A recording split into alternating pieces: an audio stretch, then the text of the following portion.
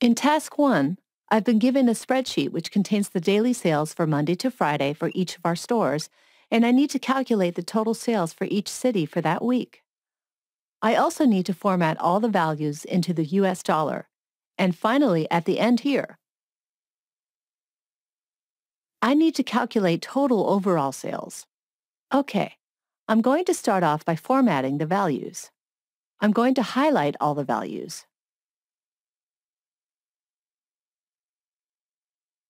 I will click on the Format Cells dialog box and select Currency.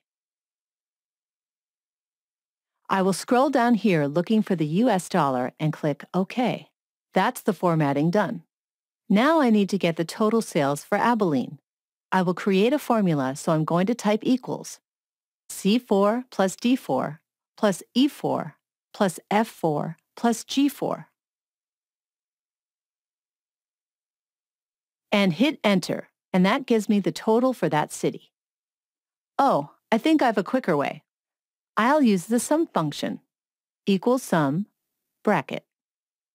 I am going to highlight the values from Monday to Friday and hit the Enter key. Then I am going to continue on, and soon I'll get this job done.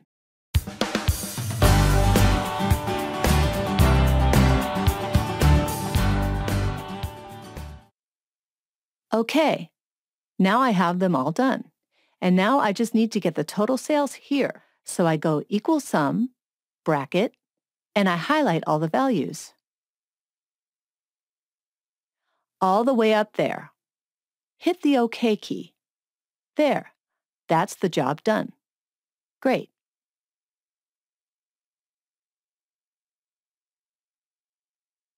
Okay, I need to calculate each store's weekly totals and the overall total and format values into the US dollar.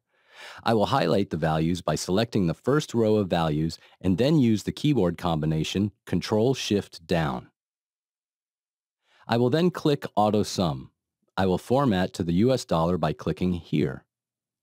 I want to get down to the end of this contiguous column of data, so I press Control, downward arrow, which will bring me to the end. Then I will click on Auto Sum, and I have my overall totals. Job done.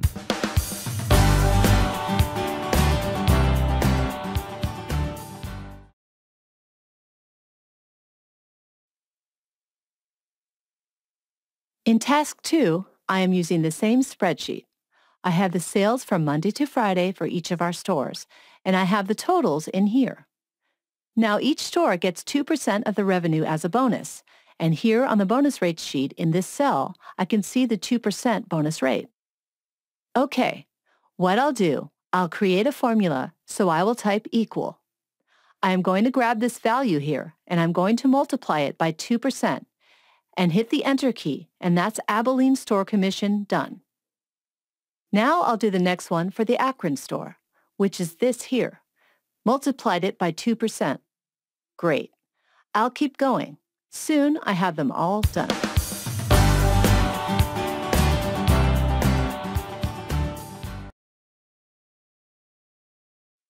Okay, so I need to work out the bonus amount for each store. The staff get to keep a percentage of the revenue as a bonus. The percentage is here in the bonus rate worksheet. Now I realize that this bonus rate could change, so I'm going to use the cell reference, not the actual amount. I type equal the total sales for Abilene multiplied by. I am going to grab the cell reference, which is the bonus rates worksheet, and it's this cell here, so it's cell C3 of the bonus rate worksheet.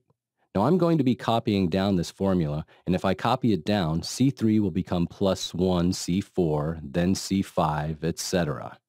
But I want all the stores in my worksheet to be accessing this cell here, so I'm going to make this cell reference an absolute reference. Hit the F4 function key. That's a full absolute reference. That would do, but to be more precise, because I'm copying it down, I only really need to lock the row part of it, which is fine. Then I'm going to double-click on the fill handle, and that's the job done.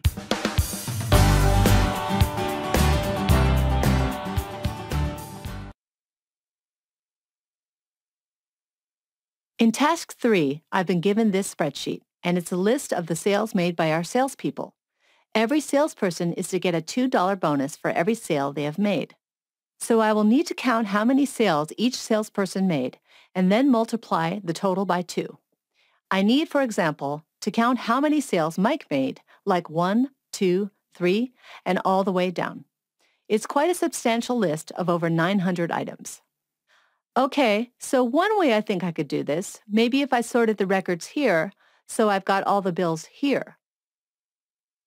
I am going to type bill over here, and I need to count how many times bill. Well, if I highlight bill, all the bills here. Oh, I got a few.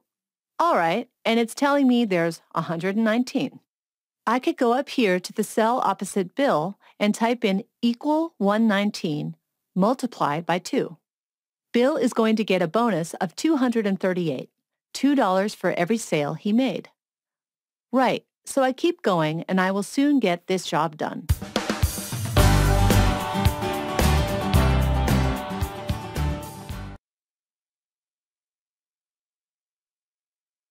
Okay, so each salesperson gets $2 for every sale they made. So I need to find out how many sales each salesperson made. First, I need to get a unique list of all the salespeople's names. For that, I will create a quick pivot table. Insert pivot table, and up comes my pivot table outline on a new worksheet. I will tick the box beside salesperson, putting it into the role label box. And now I have a unique list of all the names of each salesperson. I will copy that and go back to my spreadsheet, and I am going to paste in those names here. Now I need to find out how many sales Bill made. I am going to use the COUNTIF function for that. So here I type COUNTIF bracket, and it needs all the names for its first argument. So I click in cell 8, Control-Shift-Down, comma, and I want it to count every instance of Bill, which is in cell reference G7. That will tell me how many sales Bill made, 119. Now I want to multiply that by the bonus amount in C2. Before I hit enter, I know I'm going to be copying this formula down, and as I want all the COUNTIF functions to be able to access the full list of names, I need to make C8 and C905 absolute references. I need to lock the complete range. Now G7. Do I want G7 to become G8? I do, because I want the next COUNTIF function to be counting the number of times Chris appears, so I leave that as it is. Do I want to make cell reference C2 absolute? Yes. If I don't, it will become C3, C4, C5, which are blank cells, so that must also become an absolute reference. Enter. Now I can simply double-click to copy the formulas down, and the job is complete, and it would have taken me the same amount of time if I had 2,000 or more salespersons and not just 16.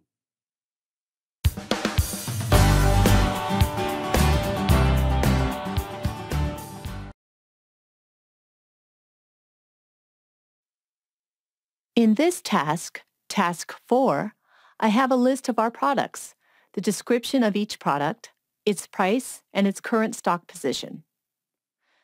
Over here, I want to create an order form. Basically, if I put in a product code here, I want to have its description here, its price here, the quantity the customer wants here, and I want to be able to work out the total cost to the customer. Finally, I need to check the stock availability for that order. Okay, so if the customer, we'll say, wanted this product here, I will just copy this product code here and paste it under the SKU heading. I will add the description of that particular product. I am going to go to my product list, find the description, and copy it and paste it in here. Now for the price. The price of that product is here in cell D5. So I'm going to say the price is equal to cell D5. That looks good, because if the price changes, then it updates there. Let's say the customer wants to buy 50 of them. In cell K6, I will create a formula to work out the total cost, so I will type equal in the cell with the price here, and multiply it by the quantity here in J6. Now the stock. I'm going to just check the existing stock for this product in my list, and we have 23 in stock. He wants 50, so I'm just going to type insufficient stock. Right, that looks okay.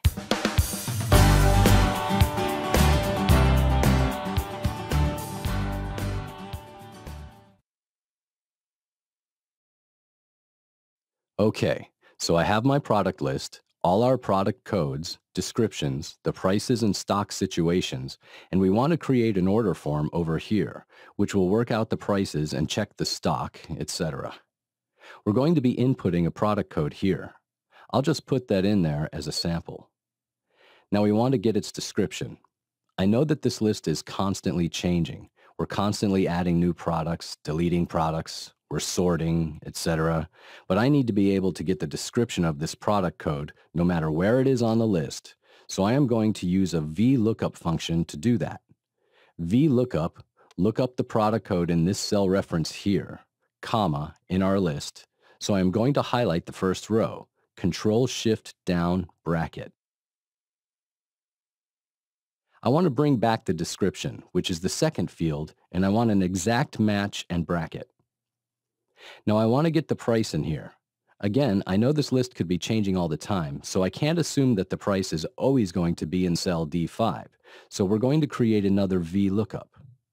VLOOKUP the product code here in cell G6, comma, highlight the first row, and using the keyboard combination keys, Control-Shift-Down, comma, I want to bring back the price, which is the third field of that record, comma, and I want an exact match bracket. Okay, now I'm dynamically finding the correct price and the correct description no matter what happens to my product list. For quantity, let's type in 20. The total cost is going to be equal to the quantity multiplied by the price. Finally, we want to check if there is enough stock available. I will use an if function for this. If this value here in cell J6 is greater than the stock for this product, there will be an insufficient stock. Now again, I need to be able to dynamically find the stock of that particular product code no matter where it is in the list, so I will use a VLOOKUP function. Equal VLOOKUP bracket, the product code here in G6, comma, highlight the first row of our list, Control-Shift-Down to highlight the whole list, comma, and we're trying to bring back the stock field, so 1, 2, 3, the fourth field of the record, and close it off with brackets, comma. Now we're back to the if function, value of true. If it's true, what do you want to happen? Well, if the quantity required is greater than the quantity here, we're going to have it say insufficient stock. Remember, when you have text inside a function, it must be enclosed in inverted commas. Otherwise, Excel will think it's the name of a named range, and you'll get the hashtag name error coming up. So I type inverted commas, insufficient stock, inverted commas, comma. If it's false, what do we want to happen? We are going to say in stock. So inverted commas, I will type in stock, inverted commas, close our brackets.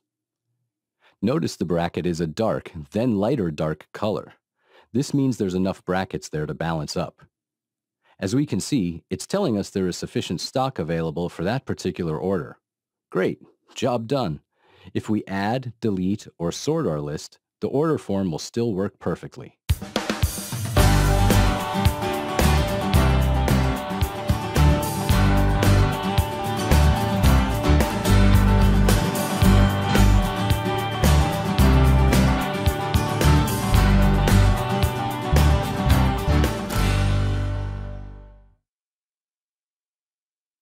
In this final task, I have been given a spreadsheet with a long list of all our orders. It has the region, the product sold, the date it was sold, the customer, the quantity sold, the revenue, the cost of goods, and the profit. I've been told to create a report showing the total revenue, total quantity, and the profit per customer. I think I will sort by customer. And then over here, I'm going to copy and paste the first customer's name. I need to make the column a little bigger. I need to get the revenue, so I will type revenue here. I will type equal sum bracket, and I highlight all the revenues for that particular customer and close bracket. I have the revenues for that customer, and now I need the quantity sold. I will type quantity here. I type equal sum bracket and highlight the quantity sold for that specific customer here and close brackets. For profits, we'll type profits here. Now again, I am going to type equals sum bracket, and I'm going to highlight the profits for that particular customer and close brackets, and that's the first one done. Now I am going to get the next customer's name, copy it, paste it here, and off I go again. I will soon have this job licked.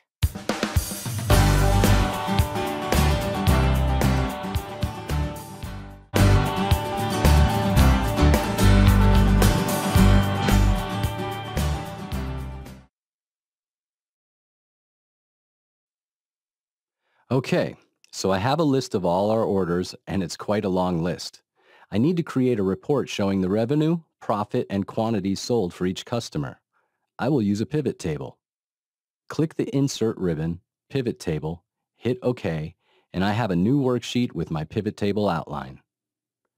I'm going to tick the customer box here. Then I'm going to tick the revenue, quantity, and profit boxes. And now I have a report showing me the revenue, quantity, and the profits for each of our customers. And with that, the job is done in less than 30 seconds.